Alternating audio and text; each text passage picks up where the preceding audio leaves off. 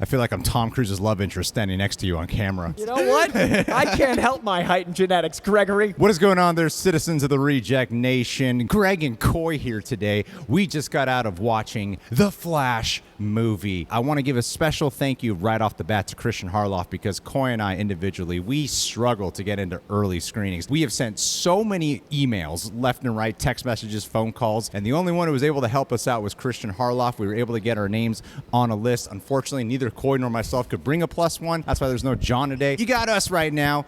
And so if you guys can go ahead and leave a like at any minute now, we might get kicked out of here. I'm pretty confident that we saw someone make a phone call. Your viewers on the edge. We're going to have to make this really fast, like the Flash. And speaking like the Flash, quick promo for our new shirt right here. Batverse of all the Batman here, shopzeroedition.com. It's one of my new faves. One of the great ways to support the channel and one of the great ways to make yourself look good yourself. Anywho, guys, there's a lot that happened in this film. So real quick recap of what happens in this movie based off of the trailers so to make sure we're not spoiling anything for you guys. Barry Allen, a.k.a. The Flash, decides to take a trip back in time to save his dear mother from her untimely demise. But little does he know, his heroic act lands him in an alternate reality where there are no meta-humans to be found. But fear not, dear friends, for Barry teams up with his younger self, the seasoned Batman played by Michael Keaton and the superpowered Supergirl to save the day. Together, they must stop the notorious Man of Steel events from wreaking havoc on this world and find a way to get Barry back to his own universe. So much is happening. Will they succeed? And was this movie good? I think we should work this review a little backwards today. Okay. Sometimes I like to, talk about the story first and all that. Themes, whatever, blah, blah, blah. Let's talk about what we really want to talk about.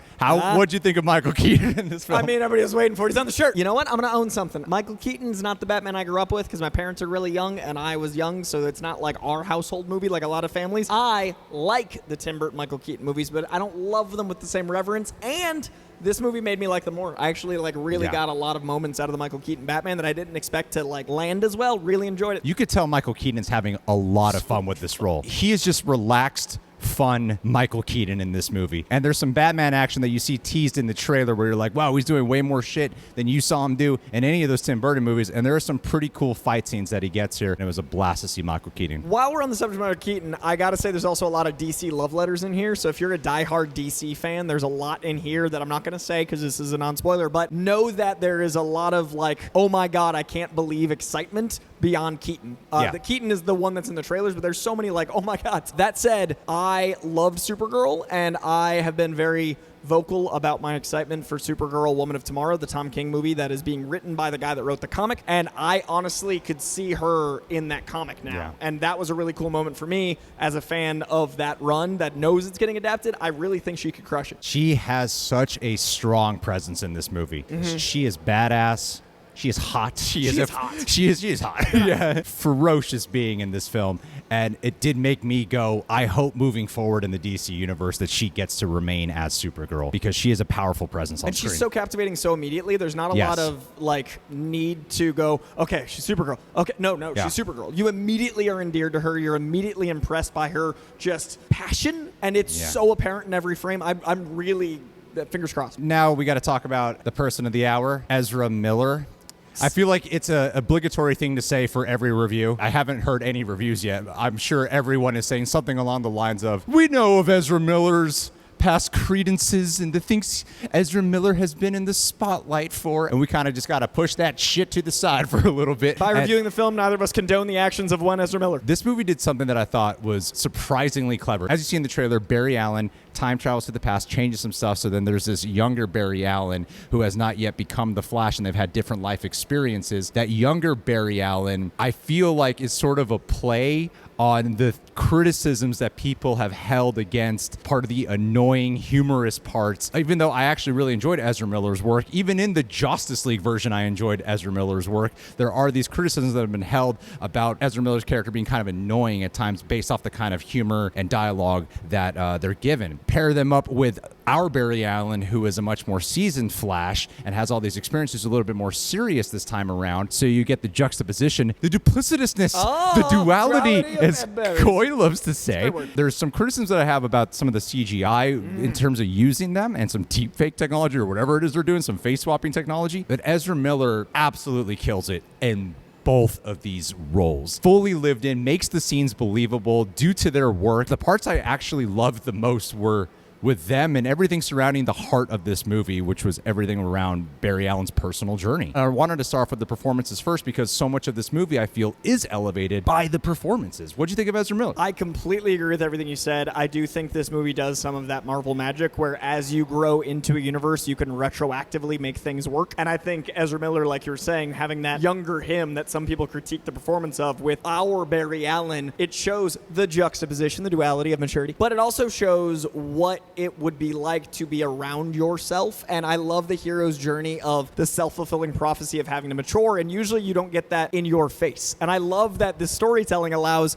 him to realize the flaws in his thinking in a way that is visual, and that is so unique to a time travel story in Flashpoint. I think the emotionality of Ezra Miller is second to none in this use. I remember a lot of people saying no one else could play this part. I remember a lot of people saying they were in every frame. They are, and they were right about that because there are so many amazing performances times 2 for 2 hours. It's just a powerhouse take. Like if you've seen Tom Hardy in Legend or any number of twin movies, this is that, but in a superhero scale, and at no point did I stop and go, oh right, there's just one of them. I kept thinking that they were them. It was fun with the newer Barry Allen because at first he is just annoying. And when I say he, I understand Ezra Miller goes Barry by Allen's they. a he, I'm going right? So by, I'm using he in terms of talking about Barry Allen. Barry Allen, the younger version, the whole point is to make him annoying right away, and he was, to the point where I was like, I don't know if I'll enjoy this because he's too annoying. And then he becomes very likable. Ezra Miller managed to do that thing where I was like, I forgot about all the things you did for a little while because I was so transported by your performance in this movie. I was like, oh right. Yeah, Michael Shannon was kind of whatever in this. Which is like, how do you waste Michael Shannon again? He was just kind of whatever, honestly. And Ben Affleck, I don't know what it was. I thought it was weird. It seemed strange. Maybe when you first see his action scene that's teased in the trailer, it's cool, but then there's parts of it where I thought there's no weight to the physicality of the way he's being used right now, and it feels a little on the freeway that you see. You know what I mean? When he's being tossed around, I was like, this feels too cartoony. That was one of the main thoughts I had. This feels like a live action DC animated movie, which to its credit is a very big compliment, and at times makes some other things feel a little bit strange. Especially when you're used to those things being weighted. Yeah. Like that was every time something was off, it was because you're used to it from another thing. Yeah. So like this has the magic of Shazam's joy and the gravitas of Zack Snyder's imagery and the nostalgia of like a Justice League, oh my God, they're gathering. But anytime that you're going from the Saturday morning cartoon, but more adult like the DC cartoons, and then you throw in a Frank Miller-esque Ben Affleck, you're like, what is happening? Yeah, it's like this movie clearly acknowledges the events of Zack Snyder's Justice League, but I kind of feel like Ben Affleck's was plucked out of the Justice League one.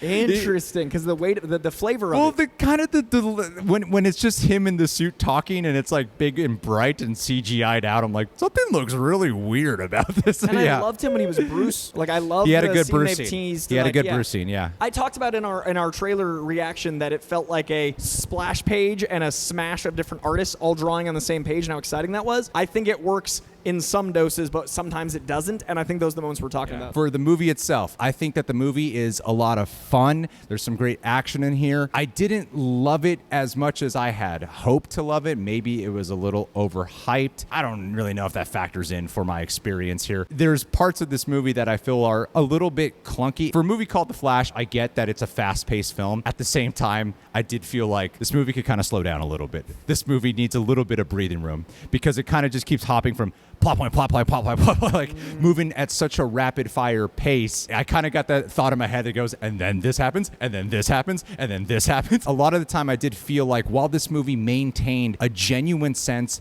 of fun and reverency for films of the past, not just in terms of the DCEU, but the films that came prior, you could tell there's a lot of love from behind the camera. Even with the screenplay, you can tell there's so much love. At the same time, I do find that there are some strange issues with this movie, particularly in the first act, a little bit in the third act, even though the third act delivers some of the best emotional moments this film has to offer and has some of the best tension and stakes this film has to offer.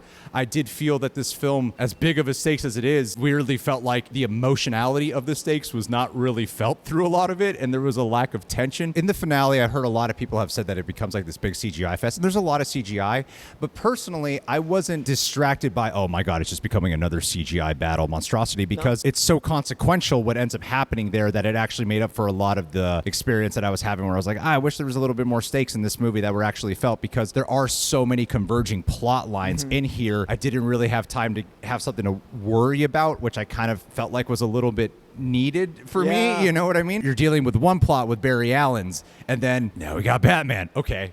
Now we got Supergirl. Okay. Oh, yeah, the General Zod thing. That's right. You know? There are villains. Like, they just kept being villains. But it made up for it by being a genuine fun ride throughout with proper fan service. I thought they executed from beginning to end. There's other things I do want to talk about, but Coy, what's your take on this movie? Overall thoughts on the movie is it's, I think, the strongest second act of a DC movie ever. I have not smiled that hard. I have not laughed that much. I have not felt that much joy. And similarly, what you were saying about the first act, it wasn't even necessarily purely pacing for me. It was that I had to adjust to a sensibility. The beginning of the film, because of the choices they have to pay off later with the type of clawing, annoying, cloying Barry, that's hard to adjust to that sense of humor, and I kind of worried it would be like a slapstick humor that would carry on, and that took me a bit to adjust to, and then I realized the purpose, and it all worked out. But I definitely am excited to see it a second time, because I found myself being like, oh, I've heard this is the second coming of Christ, and it's not so far. And then I found myself really distracted by overthinking my experience, and that's not fun in a movie. I do think it is, if not the best DCEU film, it's in the conversation for top 3, but I definitely found myself being aware of thinking of that, which is a good sign. In the third act, I was really invested emotionally. I was really invested in the humor. I was really invested in the action, but then there were a few moments that the CGI made me go like, oh, I'm watching a movie, and that's never a good feeling. So all of the pieces were there, all of the love was there. As he was saying, the fan service is the most deserved I think DC has done for all sorts of fans, whether you're a comic fan, a TV fan, a movie fan. There's so many types of fandom in DC. It delivers that, but that makes the little details that it pulls you away from a little extra spicy. Like if the CGI's off, you're so in that when it pulls you out, you're like, oh, it's like there's a bigger whiplash because of how in you were. I think one of the tricky things going into this movie that I want other people to experience that I wish I could have, I was expecting either a 5 or a 1, and that's not fair to any movie. I wish I'd gone in going, man, I'm excited to see this movie, because when I was able to be in that zone, I was in the zone. I honestly want to lean into how fun the movie is, and I know that a lot of people use that as a toss away of like, and it's kind of exhausting because these movies are made to be fun. I didn't think about the world for 2 hours. That is a gift. But it does it in a way that is not just rewarding for a casual moviegoer. It's rewarding for the deep cut. And when I say fun, I mean I cheered and laughed and clapped and guffawed and the full blockbuster experience that you want from like a Jurassic Park or an Independence Day or like the true summer blockbusters. I kept hearing how good this was, but I wasn't sure about the summer blockbuster feeling landing because of how many DC movies we've had. I didn't know if it would just feel familiar and trite. It doesn't. It feels original. It feels bombastic. It feels big and fun, which is a positive. Oh, yeah, because the movie is clearly not just committee made, you know what I mean? Yeah. It really feels like they still had a vision for this film. You could still feel the love, again, behind what Andy Muschietti was crafting. He does seem to seamlessly weave in and out of different aesthetics throughout this entire film. That was very impressive, and especially nailing down the emotional beats with Barry Allen and the story that he has with his mom in this film. That part, it almost brought me to tears. I did not personally cry at some stuff, but I came a little close. Maybe because it was very predictable from the trailer of how a lot of this was going to... If you know Flashpoint. If you know Flashpoint, if you know some Flash stories, it's pretty predictable. There's like a big twist that's supposed to happen in this movie. That's like the second they introduce what the twist, I mean, I'm like, well, it's pretty obvious what this twist's going to be like. But if you don't know... But if you don't know, you might be really surprised. For you. But that's what I mean by what this movie I thought did contextually so well, was that even though the twist was obvious, the emotion behind it, everything that grounded that twist was rooted in how does this affect Barry Allen as a person and the consequences that Barry Allen has to deal with, the weight of choice. While this movie predictable, sure, it still managed to wring a lot of great drama out of these scenes that I was not expecting to be so wrapped up in and to have a great catharsis with. On top of that, too, there are some stuff that the director himself has spoiled, but there is some big surprises in this movie that the more you can avoid of online things that have been leaking, there's a lot of things you can spoil. Do not watch TV spots because I'm worried you will have a very color by numbers experience because this movie has surprises that feel like they're delivering surprises. You're going to want those. There is an action set piece that is so spectacular that even though there were things that were very clearly computer generated, the pacing, the directing, the style, and the commitment is all so incredible.